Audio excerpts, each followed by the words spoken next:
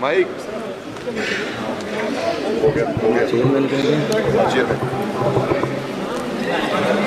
देश सेवा बर मोहे हैं, शुभ कर्मन ते कब हूँ ना डरूं और सो जब जाए लरूं, निश्चय कर अपनी जीत करूं। माननीय चेयरमैन, मुझे लगता है कि जो ये सरकार वाले हैं 10 साल राज करके एग्जॉस्ट हो गए और अब इनके पास कोई आइडिया नहीं बचा है और कोई सिंसियरिटी भी नहीं है। कितनी महत्वपूर्ण चर्चा देश के बजट पे हो रही है और जब से चर्चा शुरू हुई है मैं देख रहा हूँ ना प्रधानमंत्री जी, ना होम मिनिस्टर, ना फाइनेंस मिनिस्टर। आप उस तरफ देखो, उस तरफ देखो, वो खाली कुर्सियों को देखो, ये खाली कुर्सियों को देखो। मंत्री जी बैठे हुए हैं आसपास में, ये खाली कुर्सियों को देखो। मंत्री बैठे हुए हैं, ये उनका इंतजार कर रही है कि कहाँ है हमारा फाइनेंस मिनिस्टर। ये सिंसियरिटी है इनकी मैडम, माननीय मंत्री है। जी बैठे हुए हैं, आप लोग थोड़ा सा शांति बना के रखिए। माननीय सदस्य बोल रहे हैं। 10% आदमी नहीं है वहाँ में। कहाँ है इनके मेंबर, कहाँ है प्राइम मिनिस्टर, कहाँ है होम मिनिस्टर, माननीय कहाँ सदस्य बजट पर हमारे चर्चा करिए। वित्त मंत्री जिन्होंने बजट पेश किया और उनको हमने बताना है कि बजट में क्या नहीं दिया आपने और क्या दिया। ये सिंसियरिटी है। देश पूछ रहा है, हमारे सब लोग पूछ रहे हैं कि आपकी सरकार की सिंसियरिटी क्या है। स्पीकर साहब, माननीय चेयरमैन जी, मैं जब जीत कर आया सबसे पहले मैंने माननीय श्री अंबेडकर साहब की मूर्ति पे नमन करना चाहा। मैं वहाँ गया तो वहाँ मूर्ति नहीं है, वहाँ से उठाकर पीछे कर दी गई कहीं। लेकिन ये लोग समझ लें कि ये मूर्ति पीछे कर सकते हैं अंबेडकर साहब की, उनकी सोच पीछे नहीं कर सकते, ये उनकी सोच को मार नहीं सकते और उनको इस संविधान जो उन्होंने दिया है उसको बदल नहीं सकते। लोगों ने बता दिया इनको कि आप संविधान नहीं बदल सकते, पूरी मेजॉरिटी नहीं दी इसीलिए इनको। और इसलिए मैं ऐसा चाहूं राज में जहां मिले सभी को अन्न, छोट बड़ो सब सम बसें, रविदास रहे प्रसन्न। माननीय चेयरमैन जी, 22 तारीख को बजट पेश हुआ। मुझे बड़ी खुशी थी कि बजट में जा रहे हैं। पहली बार आया हूं सदन में। जलंधर के लोगों का धन्यवाद है जिन्होंने मुझे यहाँ खड़ा किया ले आकर, उन वोटरों का धन्यवाद है। मैं नए कपड़े डालकर आया कि बहुत कुछ मिलेगा आज देश में देखने को, बताने को। पंजाब में जाकर मैं और सारे एमपी हमारे प्रेस कॉन्फ्रेंस करेंगे कि देखो क्या क्या मिला। नए कपड़े मेले जैसे आया मैं, लेकिन यहाँ आकर खोदा पहाड़, लिकड़ा चूहा भी नहीं, कुछ नहीं मिला हमें। पूरा मतरई माँ वाला सलूक किया गया हमारे साथ। फेयर डिस्ट्रीब्यूशन ऑफ फंड्स नहीं हुआ। ये सरकार हर नागरिक को बराबर नहीं देख रही है। चश्मा राजनीति वाला लगाया हुआ है, राजनीतिक चश्मे से देखा गया है। अपनी सरकार बचाने का फिक्र है, कुर्सी को पकड़े हुए हैं और ये बजट देश बचाने वाला नहीं है, सिर्फ अपनी सरकार बचाने वाला है। पंजाब में जो बाढ़ आई इनको दिखी नहीं। गरीब लोग जो मनरेगा में काम करते हैं, जिनको कांग्रेस की सरकार, मनमोहन सिंह जी सरकार ने गारंटी दी थी 100 दिन की, ये 100 से 101 भी नहीं कर सके, 200 नहीं कर सके।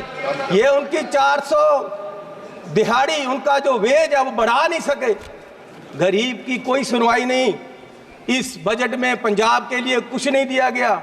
जलंधर इंडस्ट्री पंजाब की डूब रही है। जलंधर में लेदर इंडस्ट्री है, जलंधर में स्पोर्ट्स इंडस्ट्री है, वो डूब रही है। कुछ उसके लिए नहीं किया। हेल्थ के लिए कोई हॉस्पिटल नहीं दिया। स्मार्ट सिटी जलंधर डिक्लेयर किया हुआ है, वहाँ पानी गंदा आ रहा है, सड़कें खराब हैं, रेलवेज अंडरब्रिज की बात नहीं की। नशा, अभी राजा वड़िंग जी ने बोला नशा इतना फैल गया पंजाब में, लेकिन सुनवाई कोई नहीं। आदमपुर एयरपोर्ट का इन्होंने कहा था नाम, पर माननीय प्रधानमंत्री जी ने कहा था कि उसका नाम गुरु रविदास जी के नाम से रखेंगे, लेकिन आज तक नहीं। मैं वो भी मांग करता हूँ। बहुत शोर सुनते थे पहलू में दिल का, जब चीरा तो एक कतराए खून ना निकला। माननीय चेयरमैन जी, 24-25 के जो बजट में एस्टीमेट दिए गए हैं, उसमें 32 लाख करोड़ रुपए की आमदन दिखाई गई है और 48 लाख करोड़ रुपए का खर्चा दिखाया गया है। 16 लाख करोड़ का घाटा है आमदन और खर्च में। जिस घर का 16 लाख करोड़ का घाटा होगा एक साल में, उसकी बर्बादी तय है और ये बीजेपी वाले तय कर रहे हैं। और मैं 14 लाख करोड़ इस साल कर्जा लेने की बात की गई है। 14 लाख करोड़ अगर ऐसे हर साल कर्जा लेंगे, देश कहाँ जाएगा? आज देश में फाइनेंशियल इमरजेंसी वाले हालात पैदा हो रहे हैं और बीजेपी ये हालात पैदा करने के लिए जिम्मेवार है। और ये कहते हैं कि जी हर रोज इमरजेंसी की बात करते हैं कि इमरजेंसी, लेकिन जो देश में आज अनडिक्लेयर्ड इमरजेंसी है उसका क्या है? इमरजेंसी ये भी है कि एक मशहूर नौजवान जो एक मशहूर सिंगर था, उसको गोलियों मार के मार दिया गया। आज तक सिद्धू मूसेवाला, उसके परिवार को इंसाफ नहीं मिला, वो दर दर भटक रहे हैं। ये भी इमरजेंसी, ये भी इमरजेंसी है। इमरजेंसी ये भी है कि 20 लाख लोगों द्वारा पंजाब में मेंबर पार्लियामेंट चुना गया और वो एनएस से लगाकर अंदर रखा हुआ है। फ्रीडम ऑफ स्पीच, उसकी कंस्टिट्यूएंसी के लोगों की बात यहां नहीं रख पा रहे। ये भी इमरजेंसी है।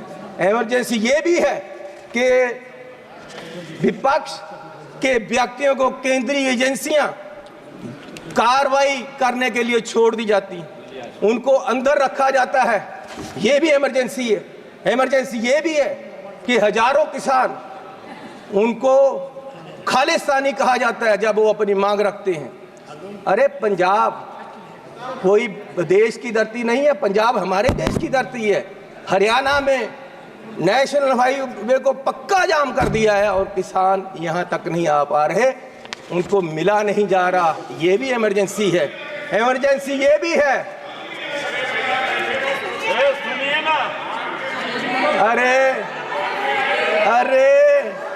अरे फीलिंग ले लो, का मूल्य मिला है आपको, इसकी फीलिंग ले लो, अच्छा लग रहा है। इमरजेंसी ये भी है कि देश का एक राज्य मणिपुर पिछले 1.5 साल से जल रहा है और उसको अपने हाल पे छोड़ दिया गया है। इमरजेंसी ये भी है। इमरजेंसी ये भी है कि हाथरस यूपी में एक दलित लड़की को आधी रात में जबरन अंतिम संस्कार किया गया। इमरजेंसी ये भी है कि मध्य प्रदेश में दलित व्यक्ति को के सिर पर, मुंह पर पेशाब कर दिया गया। इमरजेंसी ये भी है। इमरजेंसी ये भी है कि अपनी इज्जत के लिए धरना दे रही महिलाओं पहलवानों को प्रदर्शन में प्रोपोगंडा बताया गया। इमरजेंसी ये भी है। इमरजेंसी ये भी है कि कोई पत्रकार सवाल करे तो उसको जेल में डाल दिया जाता है। इमरजेंसी ये भी है। इमरजेंसी ये भी है कि अपनी शिक्षा के लिए उतरे छात्रों को देश द्रोही बताया गया। इमरजेंसी, ये भी किस इमरजेंसी की बात कर रहे हैं? सुन लो भैया, सुन लो, सुन लो। माननीय चेयरमैन जी, मैं पंजाब के एक गरीब परिवार से आता हूँ। मैं जब पैदा हुआ तो मेरी पढ़ाई सारी सरकार ने की, आज तक मैं यहाँ खड़ा हूँ तो ये कांग्रेस सरकार की रिजर्वेशन पॉलिसी और अंबेडकर साहब का दिया हुआ संविधान और जो हमें स्कॉलरशिप मिलता रहा, कांग्रेस पार्टी ने गरीबों को, बच्चों को जो स्कॉलरशिप दिया, उससे पढ़कर मैंने पीएचडी तक की पढ़ाई की है और ये देन कांग्रेस पार्टी की है। और जब बीजेपी सरकार 2014 में आई, सबसे पहले इन्होंने जो सबसे बुरा काम किया वो किया, स्कॉलरशिप में जो केंद्र का 90% हिस्सा था उसको 60-40 की रेशो पे ले आए और दलितों के पेट पे लात मारी सरकार ने। और आज भी फर्स्ट क्लास से लेकर 8th क्लास तक के स्कॉलरशिप जो गरीब लोगों के बच्चों को मिलते थे वो बंद कर दिए गए हैं इस सरकार द्वारा। ये दलितों के पेट पर लात मार रहे हैं। और मिनॉरिटी के भी फर्स्ट क्लास से 8th क्लास तक के स्कॉलरशिप इस सरकार के द्वारा बंद कर दिए गए। जब ये सरकार बनी 2014 में तो प्रधानमंत्री जी ने 2 मापदंड देश के सामने देश की इकोनॉमी को देखने के लिए रखे। एक रखा डॉलर की कीमत, दूसरा रखा पेट्रोल और डीजल की कीमत। और मैं आपको माननीय चेयरमैन जी ये बताना चाहता हूं कि पिछले 10 साल में डॉलर की कीमत 25 रुपये बढ़ गई है 10 साल में। और हमारे माननीय प्रधानमंत्री मनमोहन सिंह जी और कांग्रेस की सरकार में ये सिर्फ 13 रुपये बढ़ी थी, डबल बढ़ी है इस सरकार में। और मोदी जी उस समय बोले थे 14 में जब सरकार बनी नहीं थी, डॉलर की कीमत ज़्यादा होने से जो रुपया गिरा उसके बारे में मोदी जी ने उस समय बोला था क्या कारण है कि देश का रुपया पतला होता जा रहा है, ये जवाब देना होगा आपको। देश जवाब मांग रहा है, समझ नहीं आ रहा प्रधानमंत्री जी गिर रहे हैं या रुपया गिर रहा है। कभी कभी तो लगता है कि रुपए की और सरकार के बीच कंपटीशन चल रहा है कि सरकार ज्यादा गिर रही है या रुपया ज्यादा गिर रहा है। और मोदी जी ने कहा था जिस देश का रुपया कमजोर होता है उस देश की सरकार कमजोर होती है, उस देश का प्रधानमंत्री कमजोर होता है। मैं आज कहता हूं कि आज देश का रुपया कमजोर हो रहा है, आज देश की इकोनॉमी डूब रही है। क्या देश का रुपया कमजोर हो रहा है या प्रधानमंत्री जी कमजोर हो गए हैं या देश की सरकार कमजोर हो रही है?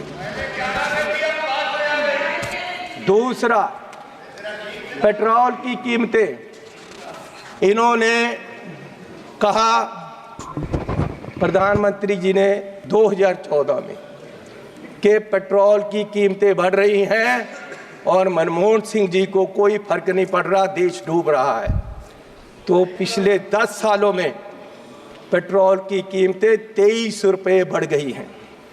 पिछले 10 सालों में पेट्रोल की कीमत, डीजल की कीमतें 35 रुपये बढ़ गई हैं, जबकि पिछले जो मनमोहन सिंह का समय था उससे क्रूड ऑयल की कीमत $20 प्रति बैरल कम हो गई है।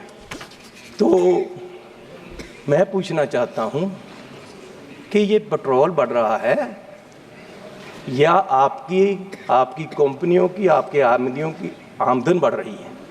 क्या बढ़ा रहे हो? किसको दे रहे हो देश का पैसा?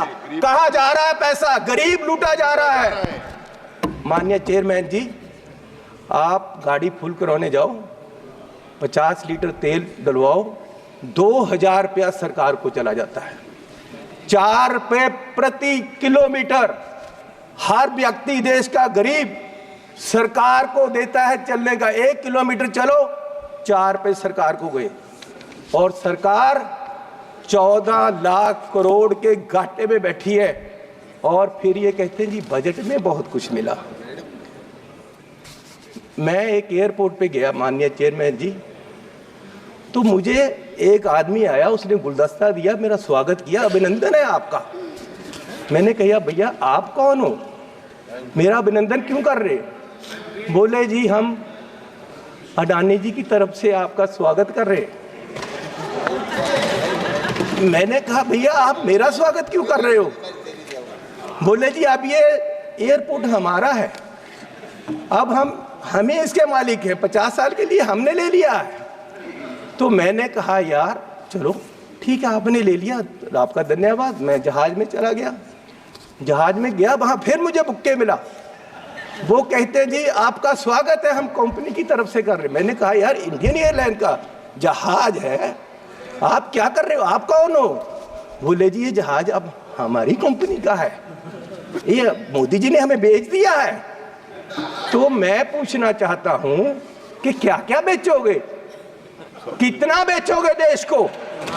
मैं 7 एयरपोर्ट पे गया, मैं 7 एयरपोर्ट पे गया, जिनमें लखनऊ, अहमदाबाद, मैंगलोर, जयपुर, गुवाहाटी, त्रिवेंद्रम, मुंबई, ये 7 के 7 एयरपोर्ट अडानी जी की है। 50 साल के लिए उनको दे दिए गए हैं, उनका जो पुत्र है उसकी शादी में गिफ्ट कर दिए गए हैं, और हजारों करोड़ रुपए शादी पे लगा। मेरे लड़के की शादी गुरुद्वारा में हुई। सुनो सुनो सुनो माननीय चेयरमैन जी, मेरे लड़के की शादी गुरुद्वारे में हुई। आज तक पुलिस पूछ रही है कि लंगर में क्या क्या पका था, दाल कितनी लगी थी, और जो लंगर बनाने वाला उसको कितने पैसे दिए गए। आज तक 2 साल से पुलिस पूछ रही है मुझे, और इस शादी में हजारों करोड़ रुपया लगा है, और प्रधान जी बुके लेकर जा रहे हैं, प्रधानमंत्री जी, और उनका स्वागत कर रहे हैं। गरीब को लूटा जा रहा है, गरीब के पास खाने के लिए पैसा नहीं है, और प्रधानमंत्री जी वहां बुके लेकर हजारों करोड़ की शादी में जा रहे। कोई बात नहीं, क्या क्या बेचोगे? सारे एयरपोर्ट, जहाज बेच दिए। आप देश की संपत्ति के कस्टोडियन हो, मालिक नहीं हो। आप इसको बेचने की गलती मत करो, देश बर्बाद करने की मत करो। आप अपने आप को स्टेट्समैन बोलते हो, आप अपने आप को देश के बहुत बड़े खैर ख्वाह बोलते हो, और देश को बेच रहे हो। गरीब आदमी कहां जाएगा एक दिन? प्रधान सेवक जो हार समझकर पहना था, गला अपना सजाने को, वो नाग बनकर बैठे हैं गला काट खाने को। माननीय चेयरमैन जी, ईस्ट इंडिया कंपनी आई, उन्होंने पहले व्यापार पे कब्जा किया, ईस्ट इंडिया कंपनी ने, और व्यापार के माध्यम से देश की सतह पे कब्जा कर लिया। इनमें और अंग्रेजों में कोई फर्क नहीं, सिर्फ कलर का फर्क है। ये भी पहले सतह पे काबज हुए, और फिर सतह के माध्यम से आज ये देश की राजनीति के माध्यम से पूरे देश के व्यापार पे अपने आदमियों का कब्जा करा रहे हैं। और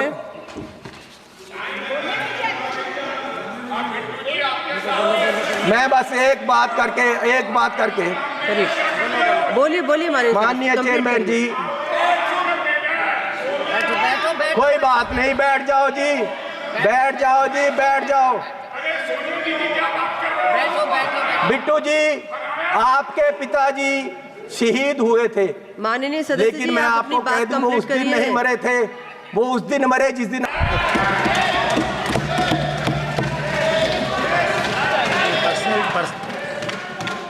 आज देश माननीय राहुल गांधी जी की तरफ देख रहा है। मैं आग्रह कर रही हूँ, माननीय चेयरमैन जी, आप वो मुझे तंग कर रहे हैं जी, उनको बोलो बैठे। इनको बुलाइए। वो पंजाब से आए थे, इसका नाम मतलब लिया। ये नहीं कि मुझे तंग करते रहे। माननीय सदस्य सुनील तटकरे माननीय जी, चेयरमैन जी, चेयरमैन मैं आपसे साहब, निवेदन करना चेयरमैन चाहता साहब, हूँ कि इन्होंने आज मेरा नाम लिया। मेरे दादाजी सरदार बेअंत सिंह जी, उन्होंने कुर्बानी देश के लिए दी, कांग्रेस के लिए नहीं दी, देश के लिए दी। और ये अपनी जायदाद पूछे इनको, ये आप गरीबी की बात कर रहे हैं? वो व्यक्तिगत कहाँ के हैं ये कोई पहले विषय यहाँ न बताएं। रखें। भाई सोनिया गांधी जी कहाँ माननीय के हैं? ये सबसे मी टू में, ये सारे केसों में ये सच है।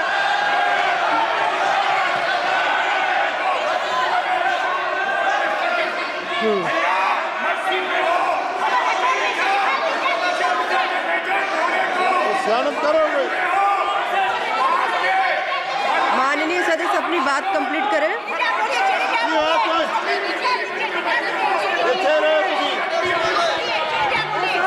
मैं बोलूंगा, ऐसे ही पार्टी में रहे। माननीय चेयरमैन जी, आपका धन्यवाद। माननीय चेयरमैन जी, बैठो राजा। अरे बोलूंगा, उसको बिठाओ, अपने आदमी बिठाओ। माननीय चेयरमैन जी, मैं लास्ट बात करके बैठ जाना है, और मैं सिर्फ ये बात करना चाहता हूं कि आज, अरे सुनो भैया,